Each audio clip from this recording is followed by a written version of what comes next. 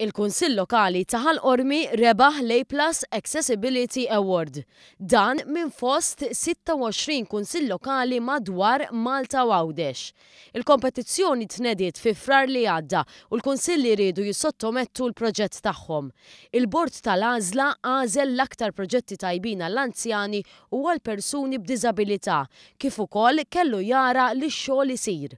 Biex il-Kunsill Lokali ta' Ħal Qormi rebaħ dan il-premju, fassal diversi proġetti li jiffaċilitaw l-aċċessibilità lil persuni b'diżabilità. Fost dawn kien hemm qatt ta' bankini ġodda u bandli aktar aċċessibbli għal persuni b'diżabilità. Is-Segretarju Parlamentari Stefan Bontempo tkellem dwar l-iskop ta' din l-inizjattiva. Dan il-Gvern jemmen fl-abbiltajiet u mhux fid-diżabilitajiet. Għalhekk nidejna din l-iskema sabiex inħeġġu lil kull kunsill lokali ikunu proattivi fil-qasam tal-aċċessibilità.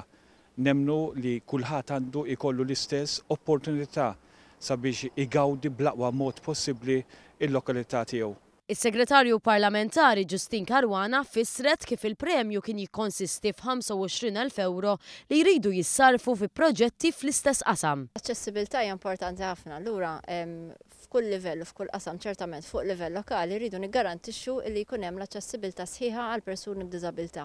U għalhekk l-importanza tal-ħidma tal-Kunsillu Lokali flimkien mas-Segretarjat Parlamentari biex niggarantixxu aċċessibilità sħiħa u ta' vera lil persuni b'diżabilità.